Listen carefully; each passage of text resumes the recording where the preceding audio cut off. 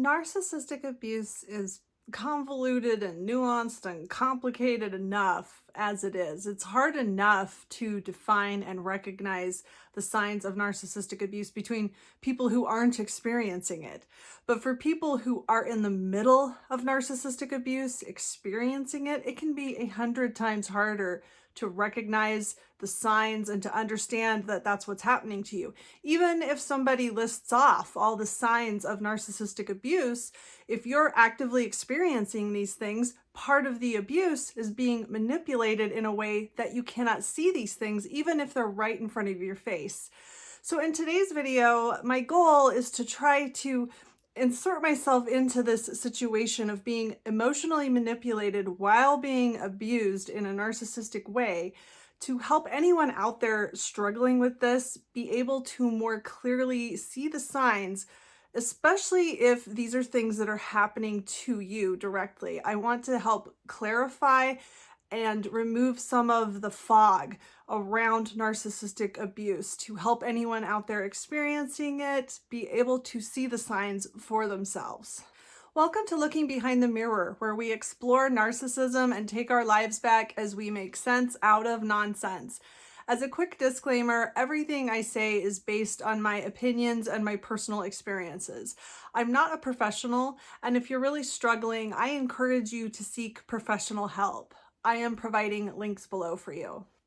If you Google signs of narcissistic abuse, you will come up with a pretty predictable list of things that you can expect to experience in narcissistic abuse. Things like gaslighting, smear campaigns, triangulation, attacks on your self-worth, etc. For me, I really sat down and thought about what it meant emotionally to experience narcissistic abuse and what those signs felt like, what these signs that get listed off really mean in a realistic way when you're actually experiencing them. And of course, it is an attack on your self-esteem. So when you're experiencing narcissistic abuse, it's very common to start beating yourself up, feeling like you're not good enough, feeling like you deserve the abuse that's happening to you. I think another sign of narcissistic abuse is doubting yourself, thinking that you're losing your mind, that you're remembering things wrong, or you're making a big deal out of nothing. I think another really common sign of narcissistic abuse is to feel like you're in a no-win situation. You're in a situation that you can't do anything about. No matter how hard you try, you can't make it better. Damned if you do, damned if you don't. But at the same time, somehow it's your fault. Somehow you're the one causing this situation or making it worse by not doing anything about it, even though no matter what you do, you're going to make it worse. So it's this no-win situation that you've also somehow been convinced is your fault and your responsibility to fix. And at the same time, you're with someone, if you're with a narcissist, you're with someone who won't validate your experience, who won't really listen to you, or when they do listen to you, they just turn everything you're saying around on you. Like, oh, when you say that, what do you really mean? You really mean this, don't you? And it just feels like you're trying to communicate with a merry-go-round or a roller coaster or a brick wall. Everything you're trying to communicate somehow gets turned back around on you to be bad and wrong. And you're often convinced that this is accurate, that this person's right, that you shouldn't have said that you shouldn't feel that way, and you shouldn't be trying to hold them accountable for this way that this thing they did made you feel. You're the bad person for trying to express the way you feel or trying to talk about a problem you're trying to solve.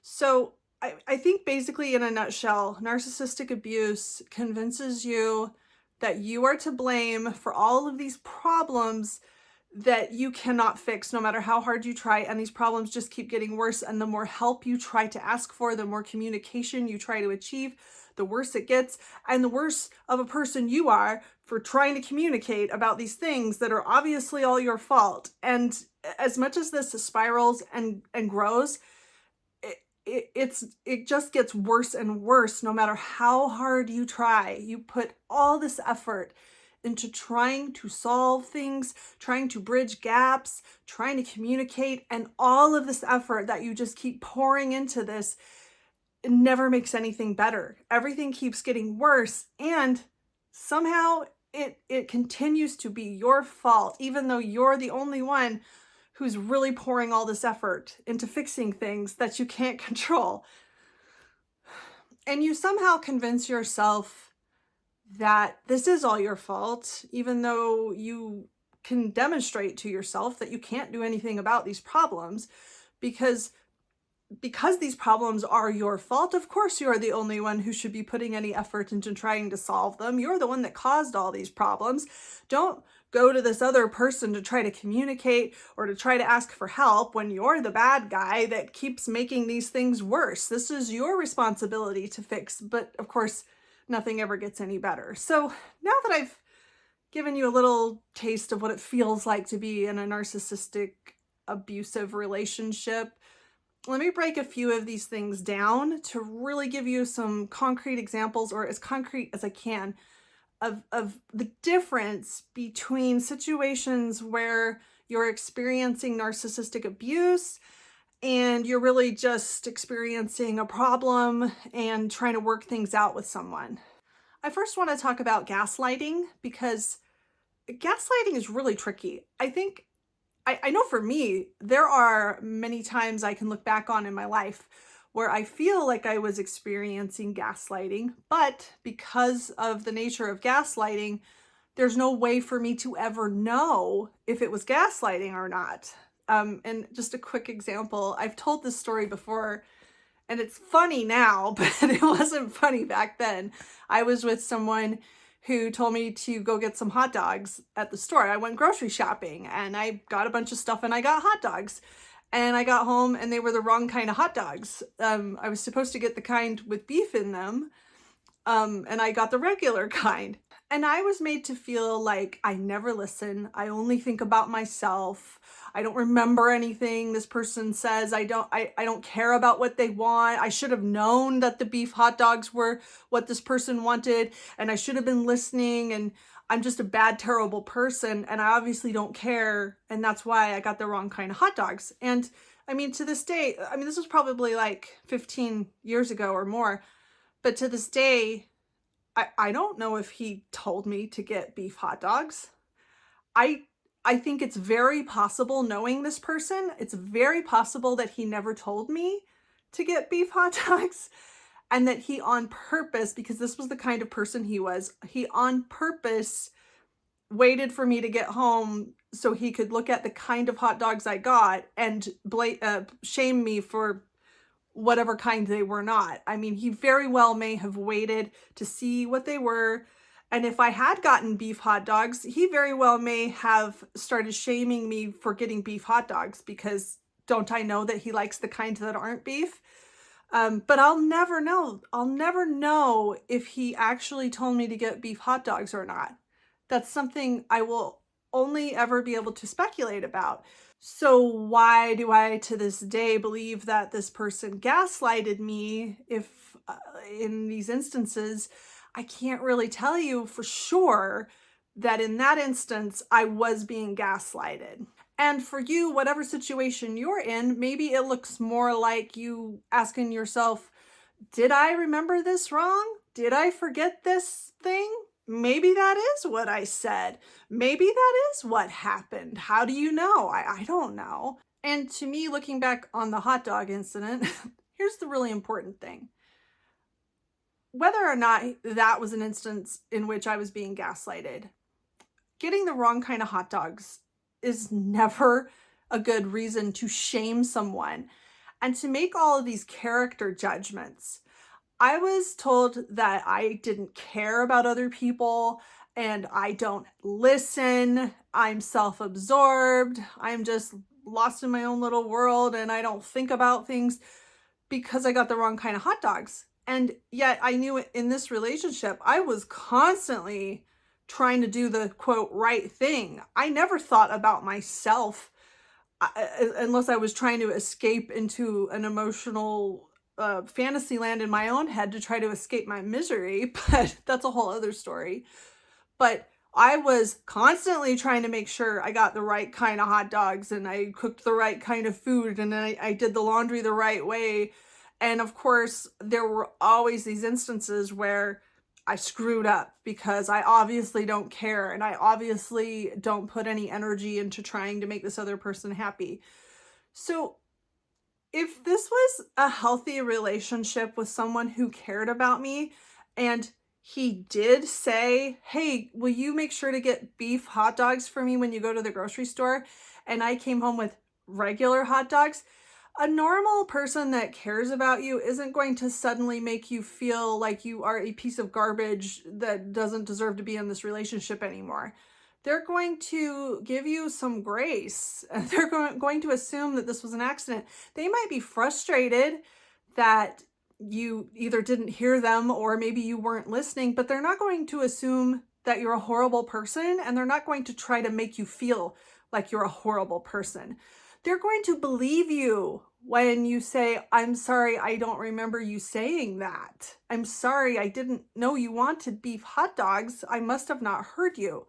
They're going to accept that and believe you, and they aren't going to try to make you feel like you're a terrible person. Gaslighting goes along with shame. These two are combined together. It's one thing for somebody to say to you, that's not what I said. That's not what happened last week. No, it was this, it was that. And it's another for someone to say these things, but in a situation that makes you a bad person. Like, that's not what I said. That's not what happened. What's wrong with you? What are you trying to accuse me of? Don't you ever pay attention? Don't you know what's going on? How can you think that it was that? That's not it at all. So like there's shame piled, and the gaslighting is used to shame you or to cause you hurt and pain. When you're being gaslighted, it makes you feel like you're like, not just that something's wrong with your memory, but that somehow you're in trouble. You're a bad person. You didn't try hard enough. You don't remember things. You're wrong about what happened. And there's this really distressing, frustrating, hurtful feeling that goes along with it. I felt like when I was experiencing gaslighting, a phrase that would pop up in my head all the time would be, I could have sworn, I could have sworn that he said this and that this is what happened. I could have sworn that this was something I did or didn't do. I could have sworn. And I think it's normal for us to have experiences where we're saying to ourselves, I could have sworn. You know, we all have lapses of memory, or we all remember things wrong from time to time. But when, again, this is attached to shame, I think this is likely or could very well be a form of gaslighting, where somebody is causing you situations that make you doubt your memory in situations where you aren't remembering things wrong, but you're being made to doubt yourself and also feel ashamed of yourself at the same time. Like you've done something bad. You've done something wrong. You aren't trying hard enough. You aren't paying attention. You aren't listening. And I think that's the real difference. Whether or not it actually is gaslighting, whether or not this person actually told me to get beef hot dogs, or whether or not I actually remembered something wrong, is separate, or should be separate, from the consequences of this gaslighting in narcissistic abuse, where it is used to punish us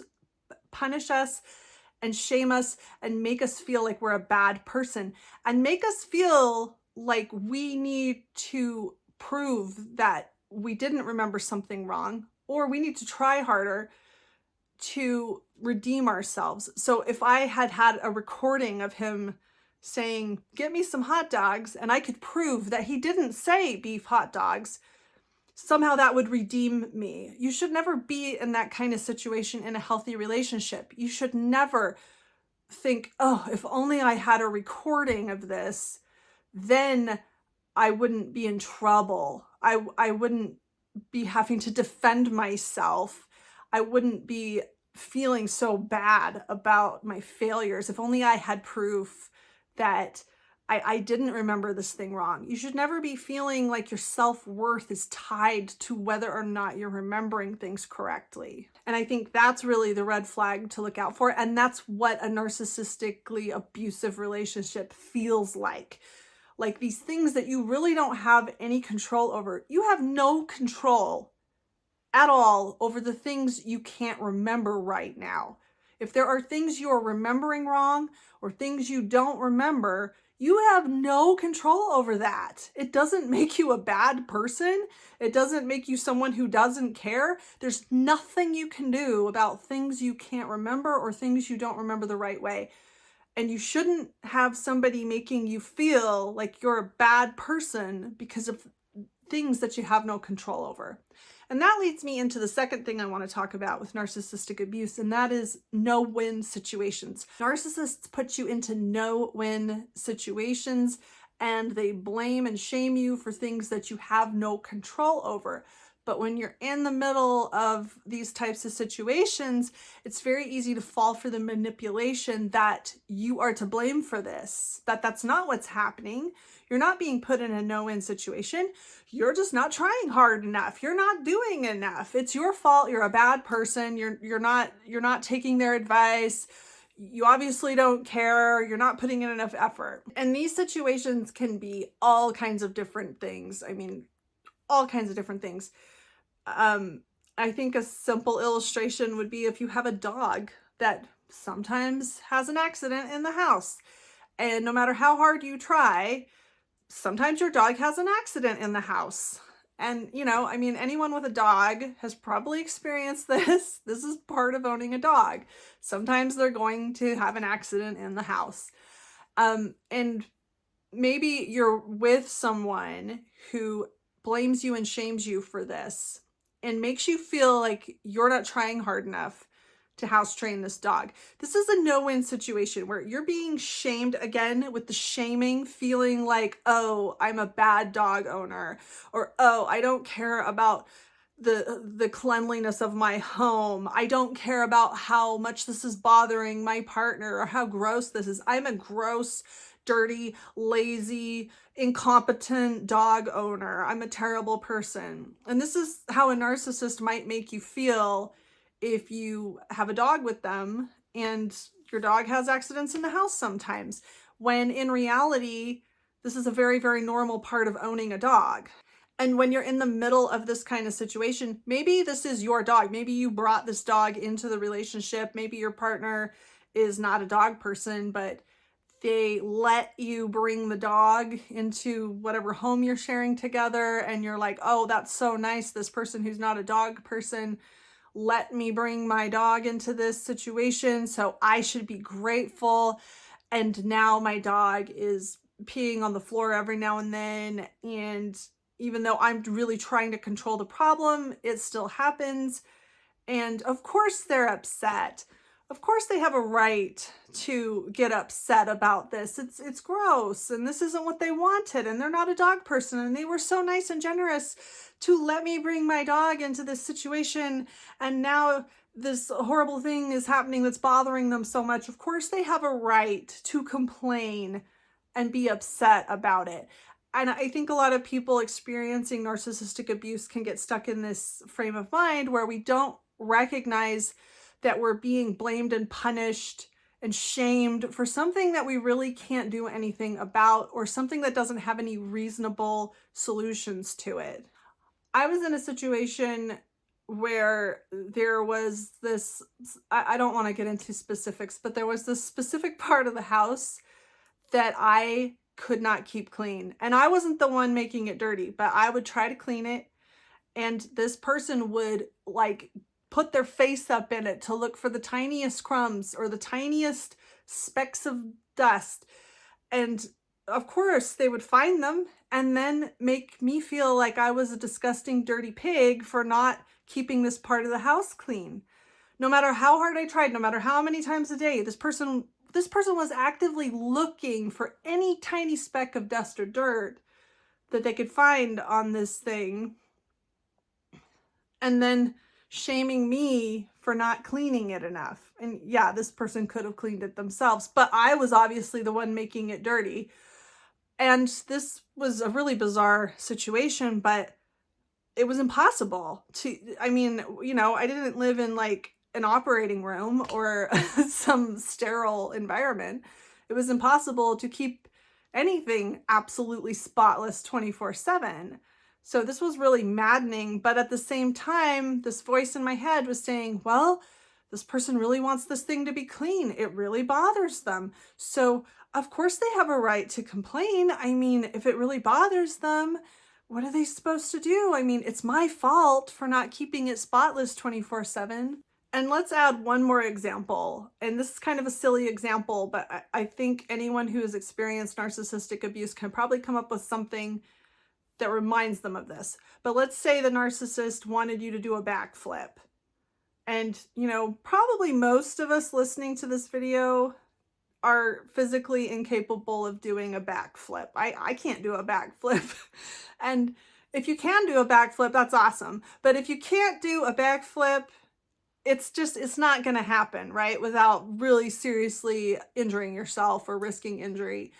And it's like having a narcissist getting mad at you for not doing a backflip and acting like you're refusing to do a backflip on purpose just to make them mad because they want you to do a backflip for whatever reason. And you're holding them back by not doing this backflip when you are physically incapable of doing it.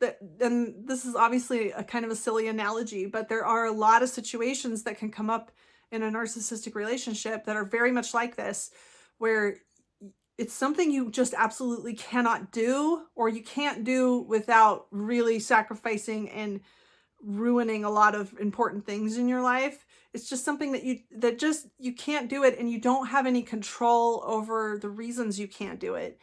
And then you're being beaten up and treated like you're doing it on purpose. You're being treated like your limitations are a personal attack on the narcissist. So these no-win situations that you get into, or these situations where you're being blamed and shamed for something you have no control over, are being used to turn you into a villain. So let's go back to the example of your dog peeing in the house. Let's say you did get into a relationship where you brought a dog into the home of somebody who's really not a dog person, but this person's a reasonable person who cares about you and understands that you love your dog. They might be grossed out or bothered that the dog is having accidents in the house, but they're not going to treat you like you're doing this on purpose. You're making your dog pee in the house on purpose just to bother them. How could you do this to me? And I think that's the difference between normal aggravation, normal problems, and narcissistic abuse in these no-win situations. Is a narcissist will make you feel like they're saying something, they're implying this, how could you do this to me? You won't do a backflip? How could you do this to me? You're not keeping this part of the house absolutely spotless 24/7? How could you do this to me? Your dog is peeing on the floor. How could you do this to me? Because to a narcissist, everything is always about them. Everything that happens that they don't like is obviously a purposeful, personal attack. And that's something pretty concrete, I think, pretty black and white relative to everything else that has to do with narcissistic abuse that you can really look at and judge for yourself. When things go wrong, when I, quote, fail, when I do things that aren't good enough, does this person act like I'm doing it on purpose to bother them?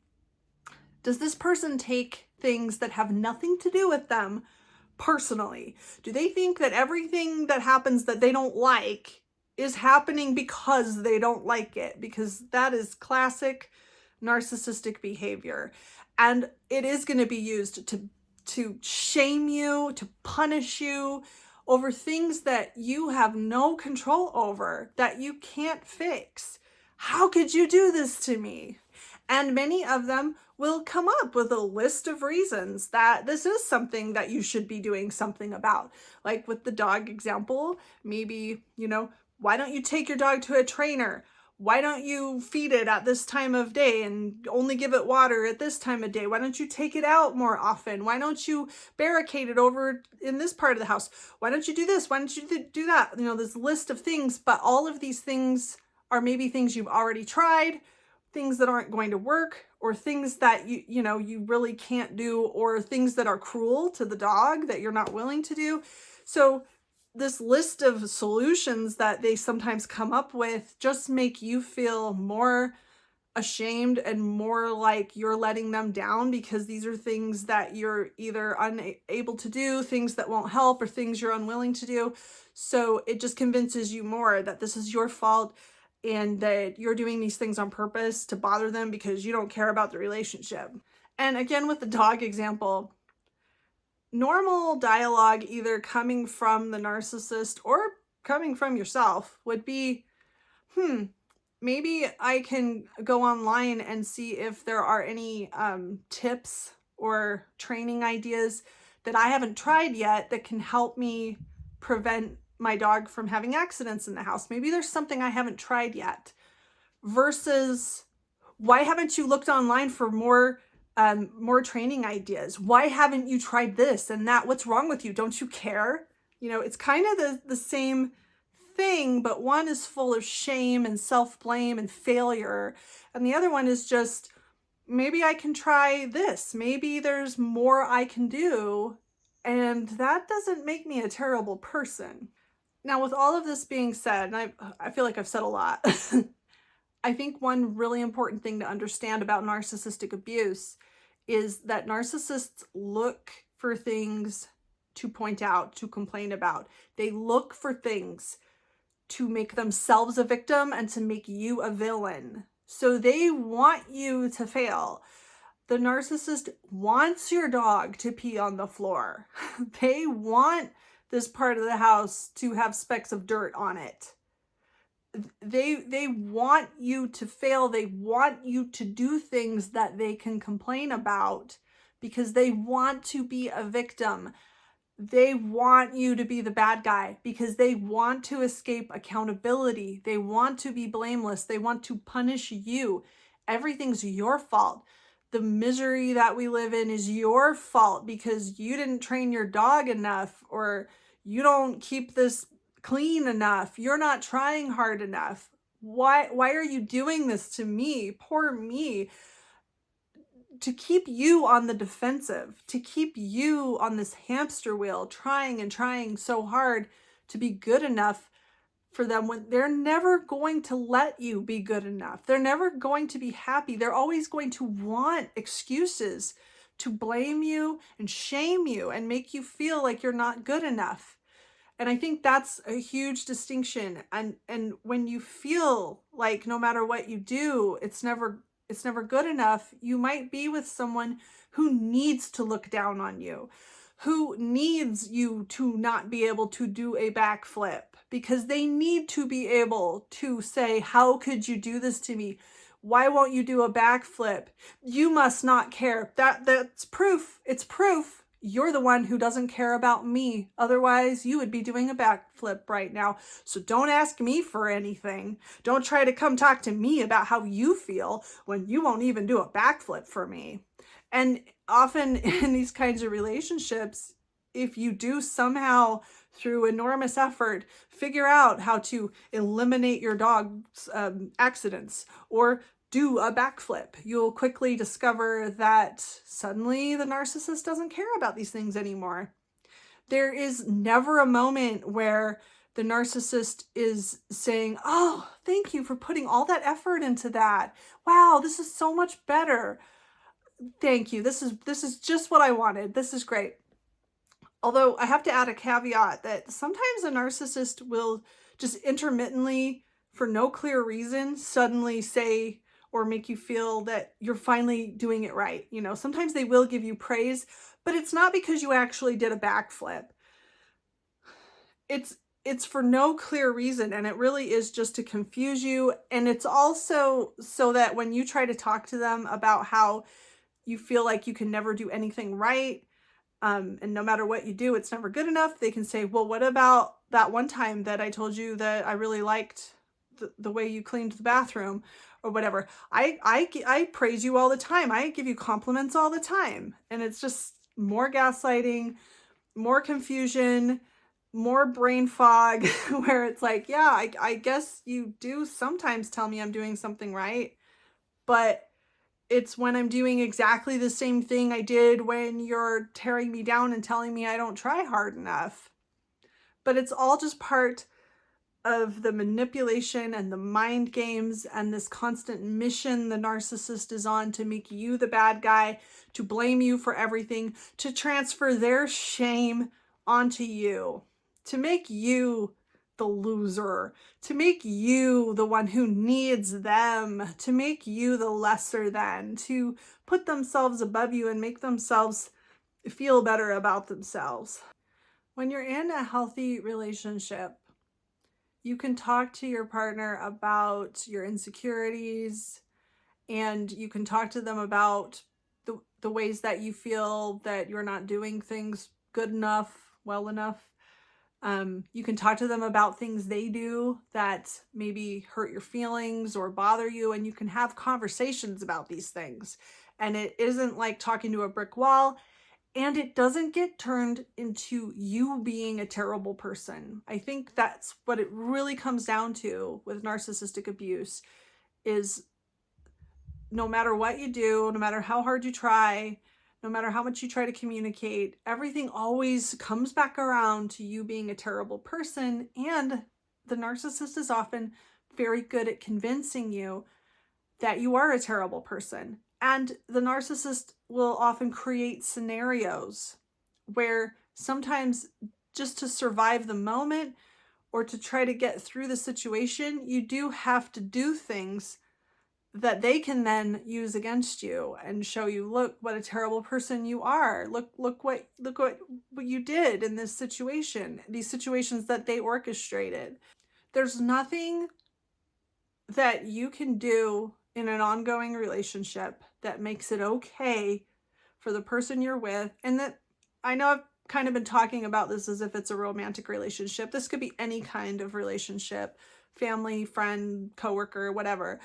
But there's nothing you can do in a relationship that makes it okay for the other person to tear you down and tell you that you're not good enough, that you don't try enough, you don't listen enough, you obviously don't care. If someone has that much disdain for you, if someone doesn't trust your intentions, they don't trust you, they accuse you of lying, they accuse you of not trying, and they don't trust what you're telling them. When you say, I did my best, or I do care, I'm not lying, and they won't listen because they don't trust what you're saying, they don't trust your own interpretation of your experience, that's never okay. It doesn't matter how much you have failed. It doesn't matter how much your dog pees on the floor. You do not deserve in any situation, under any circumstances, to be treated like you're a bad person who isn't trying hard enough. You're a bad person who doesn't deserve acceptance and love and grace and understanding in a relationship with someone who's supposed to care about you. There's nothing you can do that makes you deserve to be treated that way. And if somebody that you're with has built up a case in their head where it's okay for them to accuse you of all these things, it's okay for them to make you feel like a bad person because you did X, Y, and Z and you didn't do A, B, and C. If they really have a situation, even if you did do some bad things, even if X, Y, and Z and A, B, and C really did happen and you really did let them down, if they really have gotten to a point where they feel like they're justified in treating you like garbage and making you feel like a bad person, then the relationship shouldn't be continuing. They shouldn't be keeping you in their life if they can't respect you as a human being. So even if they're right about the reasons that they are making you feel ashamed of yourself, they shouldn't be with you anymore. They shouldn't be holding you captive in this relationship when they can't respect you, when they can't give you love and acceptance, or you know, you've created these situations that are so terrible that they can't treat you with respect and dignity anymore. Then this relationship is over. You don't deserve to be treated like that, no matter what you've done. And I mean, no matter what you've done, especially if you've tried, you know, especially if you went to the grocery store and you tried to get the right kind of hot dog. You know, you shouldn't be treated as if you went to the grocery store and said to yourself, I know that he wants beef hot dogs, but I don't care about him. And I'm going to get the wrong kind of hot dogs because I want him to have a horrible experience tonight with these wrong hot dogs. Blah, to be treated like that's what you're doing. You don't deserve that under any circumstances. You never, ever, ever deserve to be treated that way.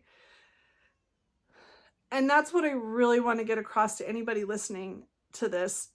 Under no circumstances do you ever deserve to be in a relationship where you are constantly being made to feel like you're not good enough, you're not doing enough, you're a bad person.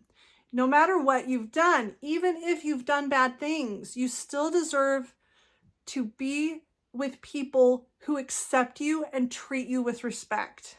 And when you are being made to feel like you deserve to be treated badly, you've created this, you should be ashamed of yourself. And you're the one who needs to try very hard, keep trying very hard to earn the right to be treated with a basic modicum of respect. When you are in that position where you feel like you don't deserve acceptance and love and a little bit of grace, then that is a very good sign that you may be suffering from narcissistic abuse. I hope this helps. If you like this video, give it a thumbs up and comment below any ideas you have for me for future videos. And don't forget to subscribe to my channel if you like this video and would like to see more like it in the future. Until next time, thanks. Bye.